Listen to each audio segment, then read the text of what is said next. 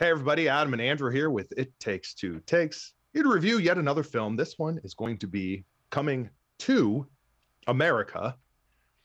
If you like these sorts of reviews, if you want to ever watch us reacting to various things, film, television, if you want to just check out some of our discussions about, what we talk about movie theaters recently and how much we miss them. If those are things that interest you, check us out.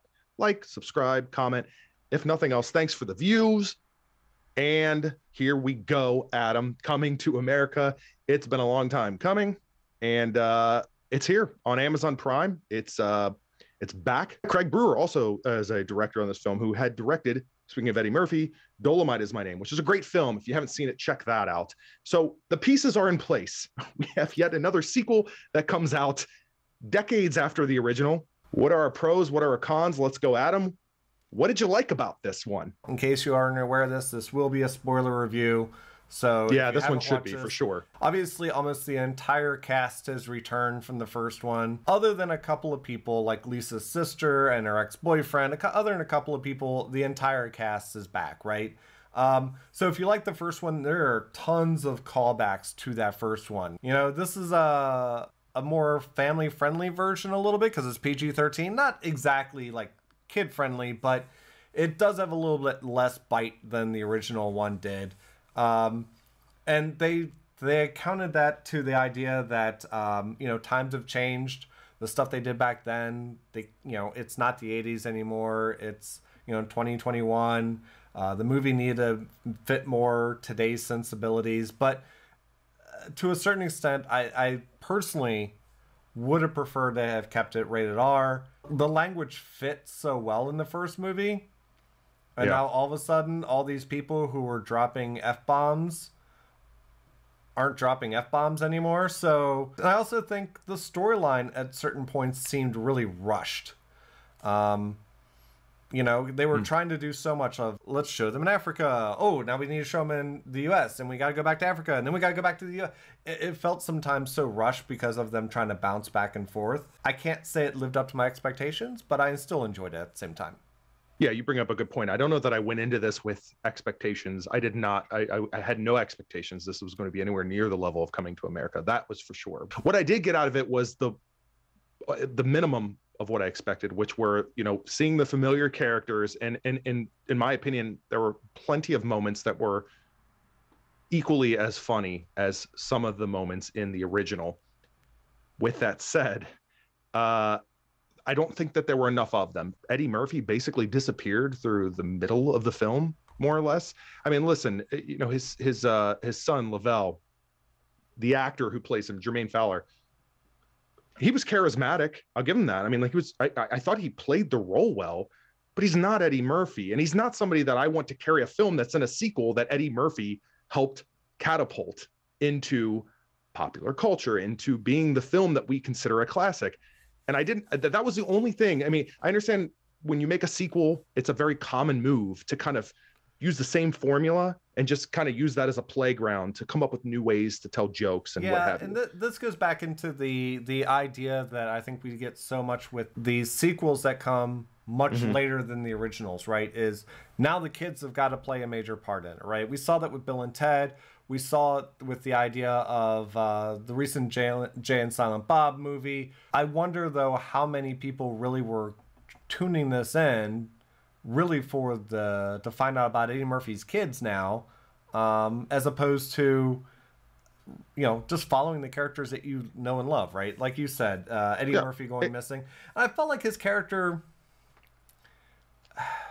how do I put this delicately? His character came off as a pussy.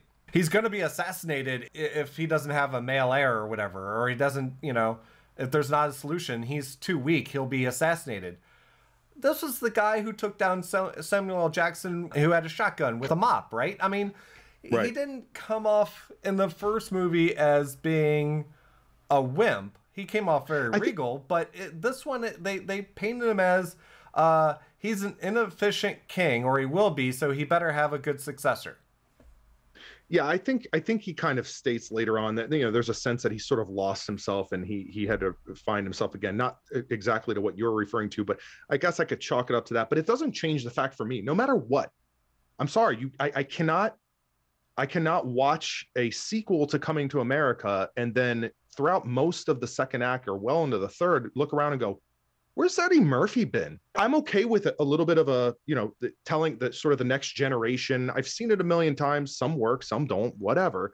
I thought the idea of his daughter being the next heir, that whole plot, it's nothing new, but it could have been interesting. I like the idea of him going back to Queens and revisiting things and being, that the kind of being fish out of water yet again in a way. I'm okay with him being in Zamunda for most of the film. I don't know. Maybe I'm remembering things wrong, but I felt like it was way too invested in the kids for a period of time, and it was uneven as a result. It borrowed on something that they did with the recent Aladdin movie, and they've been doing with obviously the Frozen movies, which is, buck tradition, female ruler type of idea, right? And so that part of and that's fine. Just make it interesting to me. Right. Yeah. And that didn't feel interesting to me in this case. If they were going to go that route, I wanted less focus on his son and more focus on the daughter then. Right. Sure. Exactly. I would have liked to have seen her already complete those trials type of idea. Right. I don't want to seem like I'm completely down on this. Yes. There are a lot we're of not callbacks. Completely shitting on this. There was a lot of fun things. I appreciated the fact that even the subtleness of the Trading Places cameo that was in the first one got a reference in this one. Right. Eddie Murphy's son was being interviewed at the Duke Brothers business, and yes, they had the painting of them. It went back to that first one where he handed them the money and they're just like, we're back, right? And so they did, using that money they got handed, start a new business, rebuild their empire, and Eddie Murphy's son was going to interview there, right? There were a lot of great callbacks. I felt like, I don't know if you felt this way, but Arsenio Hall surprised me. Like, I don't know, maybe it's because he's just not a great actor and that's what makes him so funny, but everything about his performance felt so familiar to me. Every beat just made me laugh. His facial expressions, how exaggerated they are and very deliberate they are. It was just like in Coming to America to me, where I felt like he didn't miss a beat at all. And I don't know, to me, he was kind of the unsung hero. Both him and Eddie Murphy slid back into the alternate characters, I think, real well. Tracy Morgan and Leslie Jones in this movie. Yes. I thought they helped. Of the new characters, they brought a lot of energy and life to this that I really appreciated, right? If Eddie Murphy was going to disappear in this movie, put those two during that downtime. I would have just enjoyed it. Wesley Snipes was great. And I knew I loved him and My Name is Dolomite. It just seemed like he was having so much fun doing what he was doing. And I don't know. I lit up when I got a kick out of the fact that it was his sister that was hopping on one foot, barking like a dog, and still hopping on one foot and barking like a dog. I expect Elisa's dad to open a McDowell's in Africa, but right. Louis Anderson's character was even there, which there's no road leading up to it, right? It's just in the jungle, apparently. Which I found odd, but even Louis Anderson's character apparently relocated to Africa to continue working at McDowell's, right?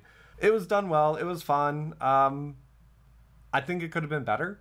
I still enjoyed it. I think I'll be honest, other than, really for me, Leslie Jones and Tracy Morgan were the only new thing I really enjoyed about this movie. Most everything else that I really enjoyed about the movie were all callbacks to the original movie. If you consider the original Coming to America flawless, a classic, whatever area of that spectrum, this is not going to live up to that. I don't even feel like that even needs to be an opinion. No. Flat out, it will not live up to it. It's a fact. Is it a disaster? No, I don't think so. I mean, if we're saying on a scale of 0 to 10, just to give the scale, let's say Coming to America is the 10, just to give ourselves a scale, I'd give this movie a 6, maybe. I mean, it's a decent way to have a few laughs and spend an evening, but do not compare it to the original and expect anything more than that. So I think my final thought on this is probably on the idea that don't do a third. Even if this did well on Amazon, you re-went to the well and it was entertaining. The way things are trending, if they do a third, the entire movie is going to be about Lavelle, and the post-credit scene will be Eddie Murphy talking to Arsenio Hall. I know Eddie Murphy wants to do some stand-up again once this pandemic is over, so I look forward to maybe seeing some Eddie Murphy stand-up. And you still want to do what, Beverly Hills Cop? I'm almost afraid of them doing that at this point. That's like, I read that they're still looking at doing another Lethal Weapon movie. And it's like, right. Let it go. But with that, I don't know. What are your thoughts? Is there any particular moment in this movie you thought was really memorable, or a callback that you really enjoyed? Anything that we didn't speak of that you'd like to bring up? Do you disagree with us? Do you think we're being too kind? Do you feel like we're pulling punches? Because I mean, I feel like I could dig into this a little bit more, but again, I want to give credit to the fact that I laughed, and that's the bottom line, and that's what this should be. So yeah, I did. But yeah, are we being too hard? Are we being too soft on it? Let us know what your thoughts are in the comments down below. Like we said in the beginning, like, share, subscribe, all that fun stuff. So we'll see you next time. And this is Adam and Andrew with It Takes Two Takes.